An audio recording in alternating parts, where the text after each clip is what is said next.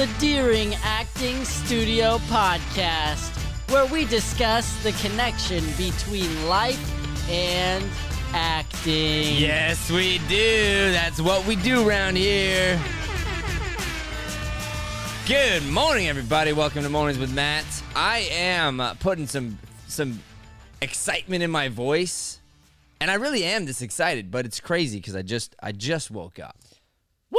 Well, just woke up as in like a half hour ago, which is like mad sleeping in for me. Matthew Deering method. It's that jump up, let's go, make flip a the decision. switch, baby. Yeah, Flip the switch. Yeah, and that's leading us into another episode that we're gonna do that I'm excited to talk about called Facts, which we're not getting to today. Joey Sweeney facts? Yeah, Joey Sweeney facts are good, but really just like the idea of facts, like, and gaining facts, getting facts before you react to certain things, or using them to your advantage rather than, I'm going to turn Joey's mic down so we don't have to hear him eating his Funyuns. Thank you, I appreciate it. Oh wait, that was the wrong one. That was me. Down. And it's the talkies.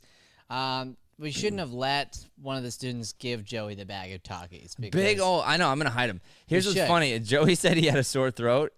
He's had 97 bags of talkies. No, he's eating the talkies this morning to get over the sore throat. And I was like, bro, that's probably not going to work. And then he's like, no, the spice, it helps with my, sinuses, sinuses. And I'm like, that's actually probably true. But like the hard, chippy material is probably not good for the throat. Right. I would imagine. Yeah, I would imagine the same. Usually the doctors will have you eat like a cold popsicle or something that would coat. Go nice and soft down the throat. It's not like. I go the opposite way. I just eat a ton of spicy stuff until it goes away. Right. Yeah. Even if it's spicy, like hard, challenging food. Razor blades. That was very good. I'm glad. As long as there's spice. I was trying to find I told you I just woke up. Those are the facts. I'm telling you the facts. He did say the facts. But I also said it's going to be a great show, and the truth is it's going to be a great show. Yes, it is. And it's not the facts episode show, so we better not give away any more information about facts. All right, I'm not going to talk about facts. I am going to keep pulling Joey's mic down, though, because now he's licking on his fingers. It's hilarious. That's a good idea. I wish we could cut to him. I wish we could make that happen. Anyway, so today we are talking about teaching the person, right? Mm-hmm. Why don't you name the exact title? Because I was sleeping in while you made the title. The exact title is Teach to the Person. Teach to the person. Okay, so today we're talking about teaching to the person. And this is a major concept here around Deering Acting Studio. Jeez. I tried to turn him up. I was like, he's probably gonna have something good to say. And he's like, why would you do that? Why would I do what? I like. You're like, yeah, I pulled his mic down. I was like, great, I can blow my nose, and then you pull my mic up. No, I know, but your mic's been down for a while, and I brought it up. I was like, he's probably gonna have something good to say. And then well, I appreciate I should have looked up. It was my bad.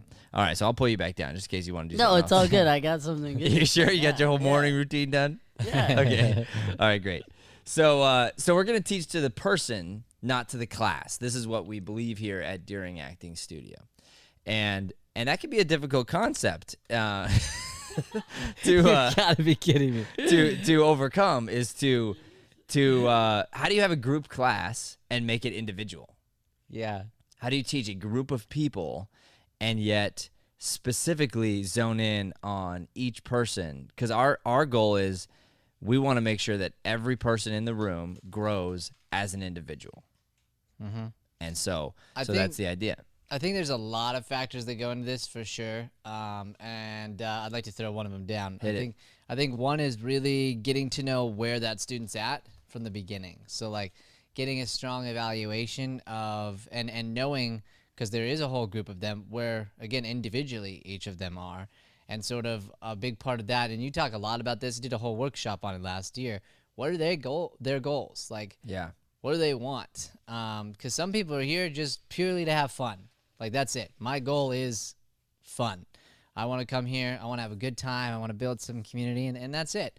And somebody else, it might be just to grow in their stage presence, to be able to have stronger communication at their work or whatever, all the way up to somebody who wants to do this professionally and create sketches and like do this as a full-time job. Yeah. You know who we haven't seen in a while, who came in with just a whirlwind of positive energy, was Shay Topol came in yesterday. Yeah. And that was a lot of fun to have Shay pop into the studio. And, you know, for those of you who don't know, I mean, people have asked a little bit, but she stepped away. She needs some personal time for herself, so she's doing that right now. But she was so loving and connecting in, and she mentioned how much she just missed seeing the students, and she even asked, she's like, can I pop in and just kind of surprise everybody? So the answer is yes. She 100%. And so we'll schedule that at some point.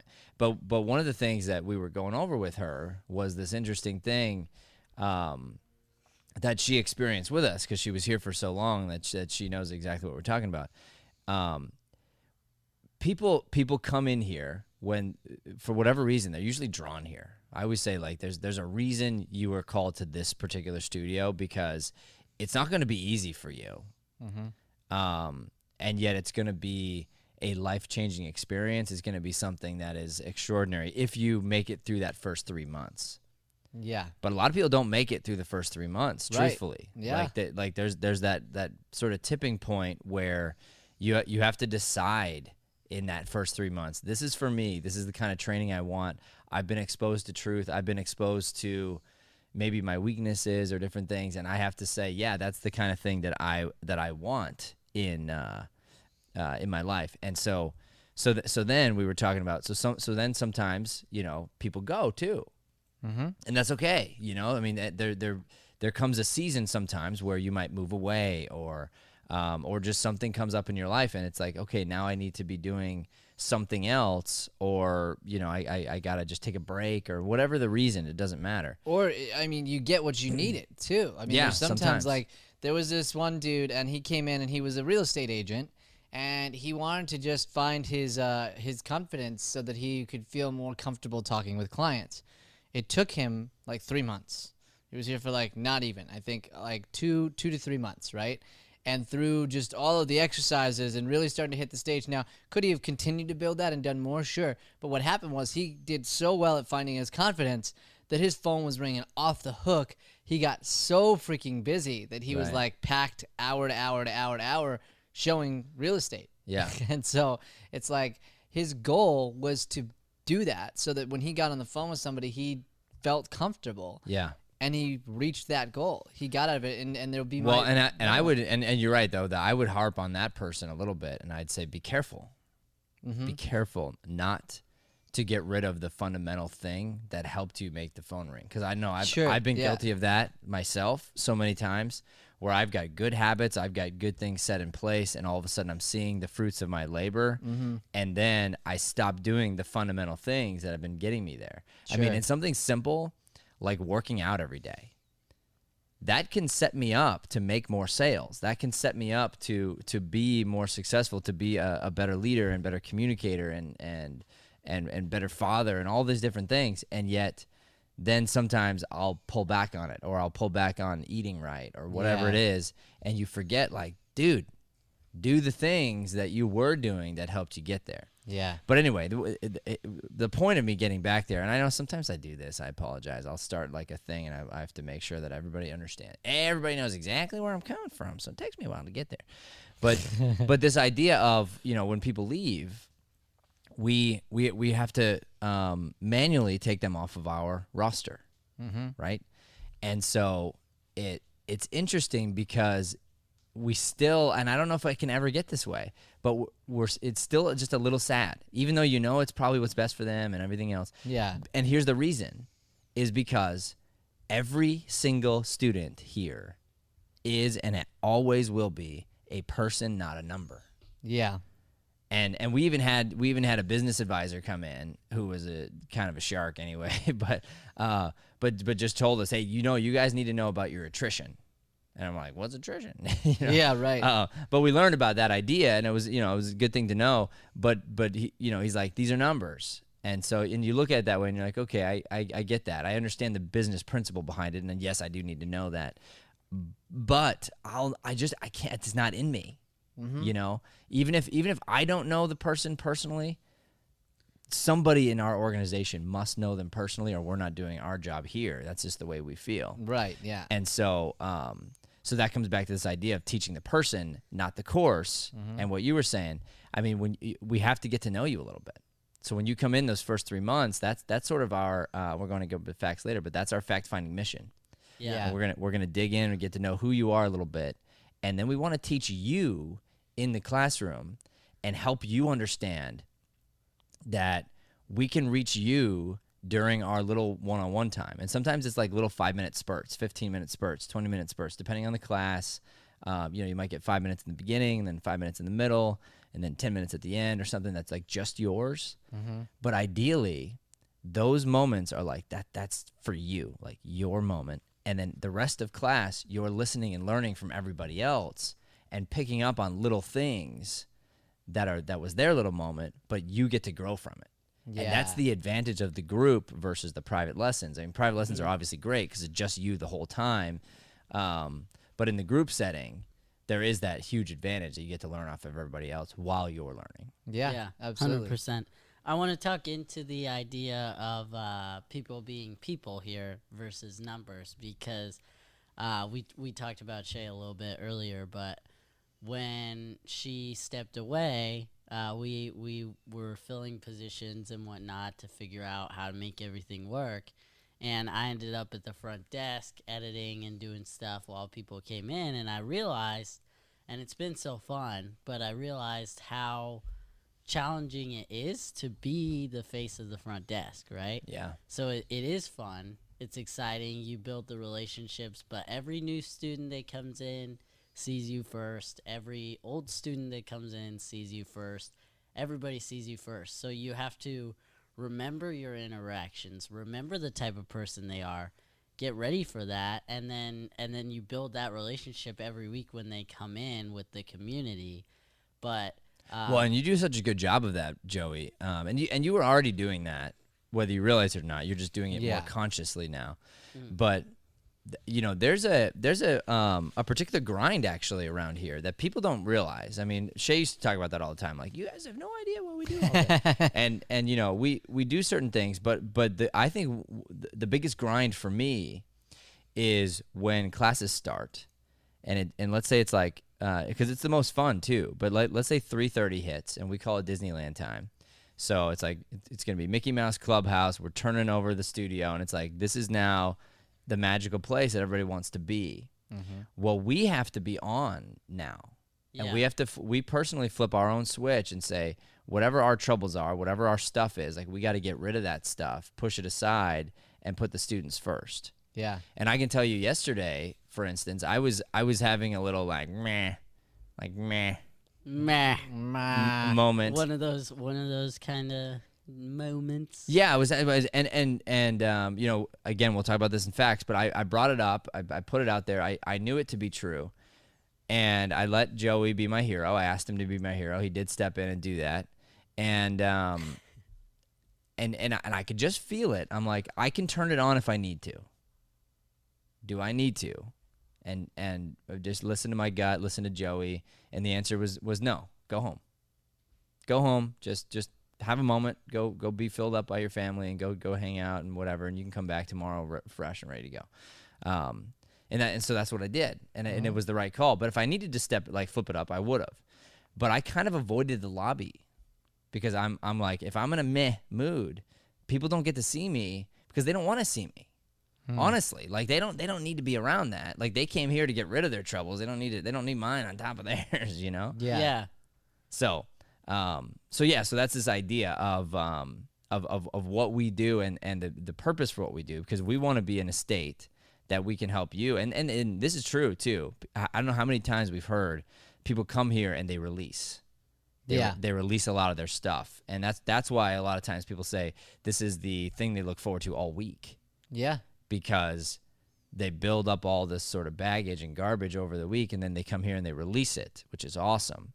And then we're gaining the confidence and the ability to then, for us to release it even out of the building after somebody else has released it. Because when you hear something, when you take on somebody's troubles and they tell you what's going on with them, a piece of that attaches to you.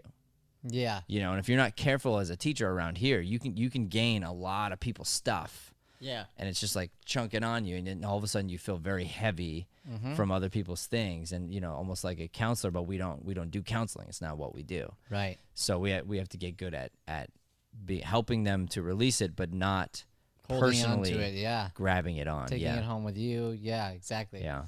I had another thing I wanted to talk about for teaching to the person. Yeah. So this kind of came up in improv and from yesterday's showcase too. So you brought in Kylie to work with the kids and do their showcase. And afterwards she was like, just mouth down, like, wow, this was so hard. God bless you, Joey. Thank you. Was I thought my mic was down. Why would your mic be down? I really need a slider. Why would your mic be down right now? I don't know. Okay. All right. Anyway. So she was just talking about how challenging it was. Like, my gosh. Like, I don't know how many times, Joey. Should we just keep the mic down? I mean, probably. Why don't I'll bring it up when you have something to say. Just be like, hey, I guess I'm going to say it, and then I'll raise it up like that. Sound good? Yes. So she talked about how challenging it was to perform opposite a bunch of little kids because you're obviously holding all the weight, right? And sometimes they're saying one line and you have to keep doing it and working it, and it was very, very difficult. And we'd seen Joey's done this before, and he's been a rock star at this through all of the work that he's been doing on his improv.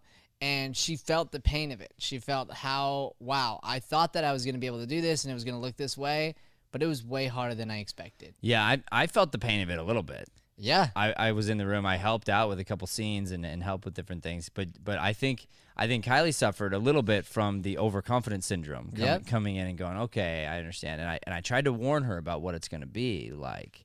And it's interesting because the only way to be successful in that arena is this crazy servant mentality. Yeah. Where you're willing to just throw yourself in front of a train, completely embarrass yourself, completely be the one that looks silly and weird or whatever, just to make the kid look good for one line. Yep.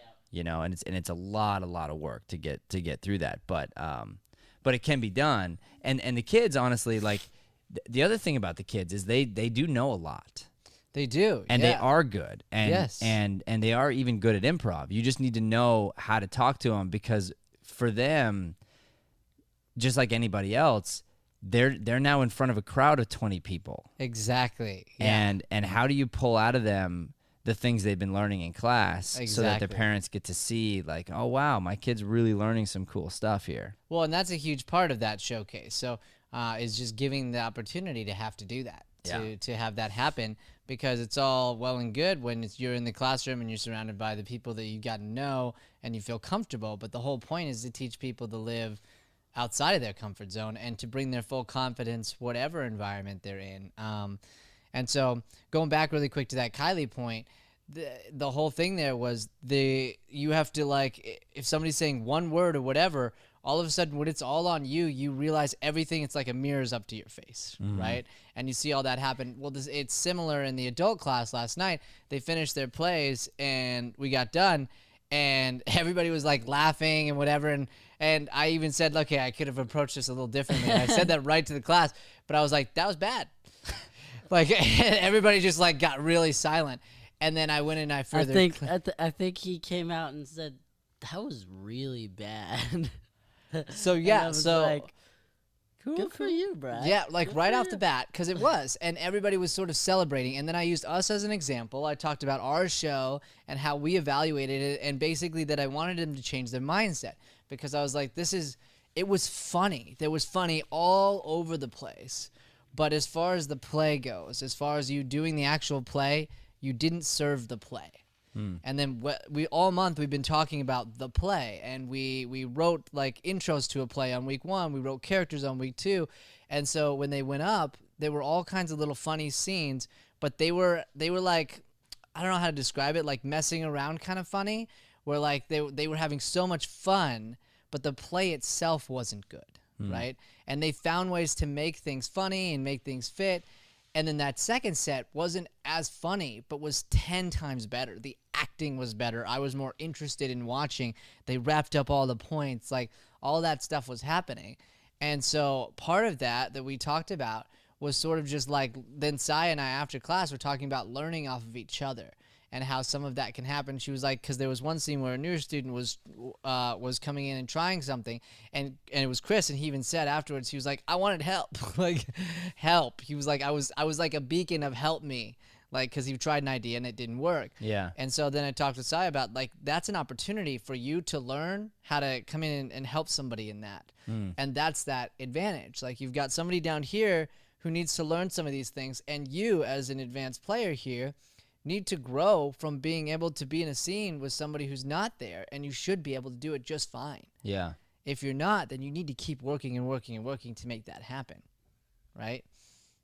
I think Joey might be done with his food. Hold on. Maybe. Hey, Joey. Hey, I was actually blowing my nose that time. And eating. You ate. You ate I too. saw You were, both. you were reaching Could into it your be? Takis. Could it be he's blowing his nose so much because he's sitting there eating spicy food at the beginning Yes, of the show? Which that's is causing- exactly Could the it be? point. Yeah, yeah, yeah. Okay. It cleanses the sinuses. But but maybe I cleanse had the a good- sinuses when the mics aren't on. or, maybe. or with like a jalapeno. like a soft, chewy jalapeno. What's up, Okay. Joey? That sounds terrible. Because I have something to say about the improv too. What I were you was just thinking? gonna say, I think based off what you said, the difference with that. Oh, did you just turn your mic down? No, Oh, I just thought- drank silently, so I didn't pull focus to myself. I But thought Joey was great at pushing the focus back over. Yeah, that's on me. Anyway, I think the difference too, because you said the second set wasn't as funny, right? But I think the difference is the first set, there were a lot of laughs, but there were a lot of laughs because the class knows each other super well. And they all have a base understanding of improv. So they knew things were going wrong. It was a train wreck. They were watching you try to justify and just kind of fall apart. And that's funny, especially when you know it and you know the person and you're like, oh yeah, they're up there really fighting for something right now. And then the second time, like you said, there was more justice done. It was real connected improv. And so that's just an important point I wanted to hit, where just because you get the laughs, you also have to think about, were the laughs for the right reason? And last night, I don't think they were. I think it was more of like a support thing, but an understanding based on the relationship in the room that that we were all fighting. So Yeah, that's a good point. And I wanted to clarify too. So when it comes to the improvised play, it's not necessarily, and I know you'll agree with this, Brian. It's not necessarily the play that's like perfectly scripted from beginning to end, where there's like this really, perfect wrap up and everything ties. That's not even necessarily the point. The point is that it's going to wrap up if you're doing it right, because you're not all over the place. Yes. So what you do is you do find these moments, and then you explore game, and you're not trying to push plot. So you go A to C, you go away from the idea, you create these characters, and then you build on the game of the situation. And then you trust that as a team, we're going to find our way back to whatever it is, the title, the topics, something. And when it's done right, it's very beautiful, and it's a cool thing. But when it's not done right, man, it just looks like chaos. It's like complete, just utter, like we don't know what the heck is going on, and it can be really hard to watch at that point. And so, so I just wanted to mention that, like, there's a thing called game that you want to be able to get away to, but comedy, when done right, is a very serious thing, actually. Yeah. And so if you're celebrating that you were sort of disorganized, and you're celebrating that you got laughs that were cheap, or got laughs that were just based on energy or whatever, that's the danger. Now, if you were having like it was hard and an awkward show, and you turned it into something good anyway, and you use that energy in the show in order to just generate laughs and stuff. Great, as long as you know afterward, man, I need to grow. Man, I got to get better. Yeah, because that's the difference for me. Like, honestly, that first show that you had, you might have said, guys, that was not great, but way to bring it, way to stick with it, way to fight for comedy. If they ended after that, if they ended going, oh, that was hard, that was rough, you know. So if they had put that show on and they were like, this is the only way I knew how to get comedy in the moment, you'd go, good for you. Yes. But that wasn't the case from what I'm hearing. From what I'm hearing is they went through that process and went, yeah, we did so good. Yeah. Instead of going like, man, let me be honest about where this was, and that was a struggle, and yeah, we got some laughs, but boy, that was tough. Right. Exactly. Yeah. Exactly. And speaking of what's best for the play, there's these moments, and we did, you know, we were grinded during our show a little bit, but there was this moment where Joey put a clip up on Instagram where he was a talking painting. Yeah. And it's interesting because what happened there, and he said something at first, he was being funny, but he's like, yeah, because Brian left the scene or something like that. and I said to him right away, I go, well, guess what? It was probably the best thing for the scene. And Brian only leaves the scene if he thinks it's what's best for the scene. Yeah. And so you left the scene, and then I'm going, okay, I didn't know what to say. My character was in deep thought. My character was in a little bit of hurt at the time. And I didn't have something yet. And so I was just sort of looking around, and I was trying to find maybe monologue or something. I didn't know if you might come back in. You might have been right about to come back in. I don't know. And I'm just kind of listening, and either you're going to cut the scene, or I'm going to come up with a monologue, or I'm going to stand up and I'm going to leave the scene. Like, those are the options that are going to happen. And I'm just breathing and trying to find that moment. And it does feel like an eternity on stage, but it's really not. Yeah. But it feels that way when you're the actor. And I did exercise patience in that moment to sit there and be like, okay, just because it's silent doesn't mean you got to rush into something that you don't know what to do. And so then I'm breathing, and all of a sudden it's like, hello, or something. Yeah. And it was Joey, and he was the painting, so he's standing there. So he was feeling the same thing I was feeling. But honestly, the attention's on me because he's just an inanimate object. Yeah. Right. Right? Yeah. So he's got none of the pressure on him. It's all on me. So then he relieved that tension by just being like this talking inanimate object, which was very cool. And then, of course, my job, and this is what I'm talking about with the difficulty of improv. I understand as a performer and as a human being that his move is very funny. Yeah. Very funny. And everyone laughs at it. And, of course, I would love to enjoy the move. I would love to just like, oh, that's hilarious, and turn around and laugh. But I can't because I take comedy too seriously. Yeah. So now my character had to go, hello? Like, because the more serious I take it, the funnier it is when he talks again. Yes. 100%. And then you know, finally I discover where the sound is coming from, and the more surprised I am, the funnier it is when he talks next. And then when I look at the painting and I see that the painting's of me, but he's the voice of a woman inside the painting, it's my picture of him very seriously. That then when he says the line, I don't remember what you said, but it's like, it's your wife, but I'm you, and whatever it was hilarious. But the audience is like, like they're loving it because we're painting that picture, but taking the moment very seriously. Yes. So it's like, that's how you take something crazy, like super weird, and then ground it in reality. Yep.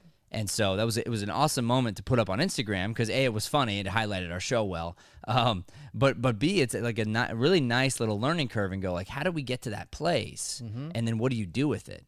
And then going back to critiquing me, by the way, because I did at the end of the clip, if you watch it, I felt like I abandoned the game or abandoned the how weird this thing is too quickly.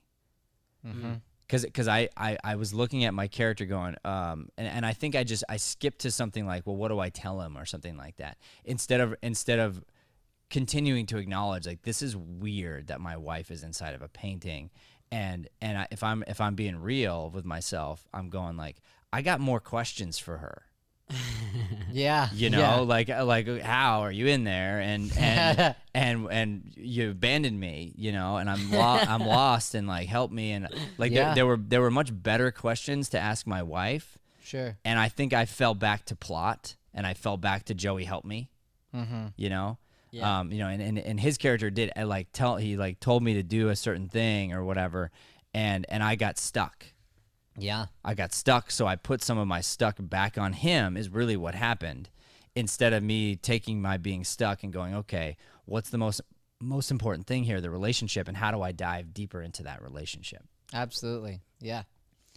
So and this wraps right back to your point. I'm sure I appreciate you bringing up improv here. This goes back to teaching the person. Yeah. Okay. So in this particular moment here, we can go, all right, does Brian have something to learn from this? I don't know, because I was in the show, but here's the idea is you left the scene. I don't know, but you as a person, the way you could grow, and you have to tell me this or not, when you left the scene, did you turn around and you were ready to come back in? Did that happen? Yes. You were like primed and ready to go? Yes. Boom. Because that's how you interact in that way. You go, okay, I feels like in my gut, my best move is leave the scene. Yes. So you leave, and then you turn around, you listen. It's like, I am 100% present, ready to go. If I feel like the best thing for me to do is to come back in the scene, I'm ready to do that. And I've heard every word that you've said, and I can build on it. Absolutely. So that's amazing. Like, that's great. And Joey, in his moment, right, his little tiny bit of growth would have been now understanding that, and having a trust that if my scene partner leaves, I expect the best in them. Yeah. They did that for my benefit, not to throw me under the bus. Yeah. Right. And then me breaking down my own scene, I found where my weakness is, or one of my many weaknesses, but I found that moment going, okay, when this happens to you, let's go back, let's watch it again, let's figure out what's a common denominator here, that when this type of information comes at you, that you're reacting in this way, instead of finding yourself back into the game of the scene and getting to stay there and continue to be believable in that moment, and not just dismiss the reality that you've sort of built.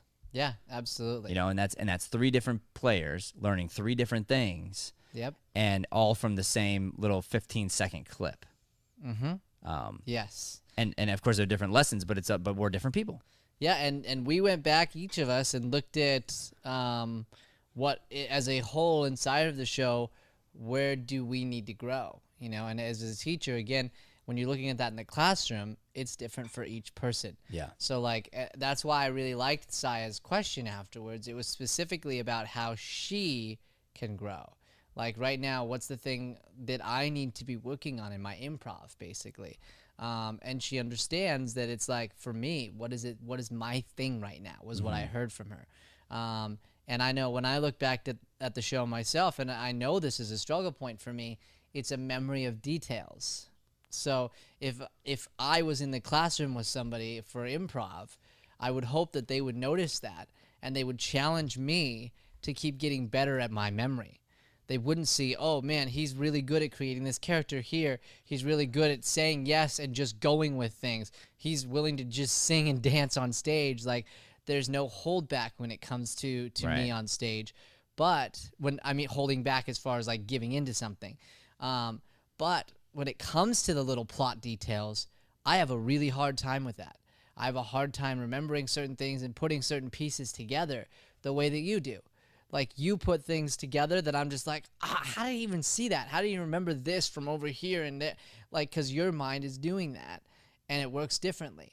So I would hope that somebody, if they were teaching me improv in this moment, in the same classroom as you, they would see that that's something that I need to work on. They would figure out an exercise or a way to just keep pushing me in that way. And in the same context, you're in that classroom, they'd see you pushing the plot forward and going, don't be the director all the time in the scene. Yeah. And I remember a point in Chaos where that was the case with us. So I think it's realizing that, and if you can learn as a actor, as a person, to start doing that for yourself, then you've got some real power in your hands. Absolutely. All right. Well, thank you all for watching this morning. This has been Mornings with Matt, the Deering Acting Studio podcast.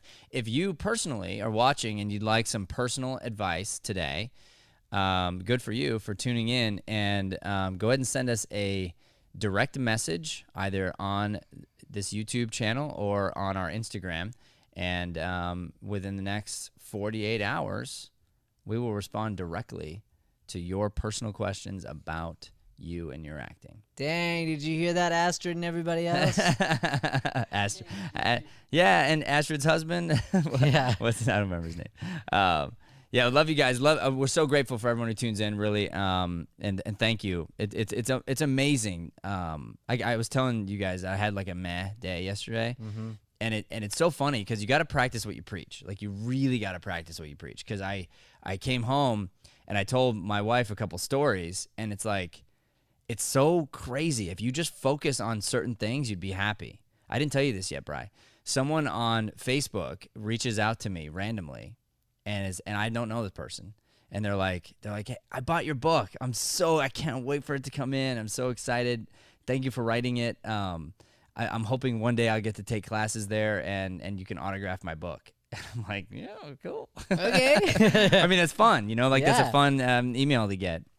And then I also got to talk to this guy who's a Marine and who just left the Marine Corps, and he's got this dream of being an actor, and he watches the show. And he doesn't live in Arizona. He's moving to Arizona. He's very excited to meet us. He's like, I love what you guys got going on. He's like, I know how busy you are. I see you on your show. I see all the things you're doing. And the fact that you took time to talk to me, it really means a lot. And so I was like, bro, here's what you're going to do. Like, you're going to buy this book. And I believe this, by the way. I believe you should put skin in the game. Oh, skin in the game. That's a really good topic for a show. But I believe you should put skin in the game. And so I said, you need to buy this book. Acting is my day job. Show me the receipt. And I was like, Joey from the show? He's like, oh, yeah, I know Joey.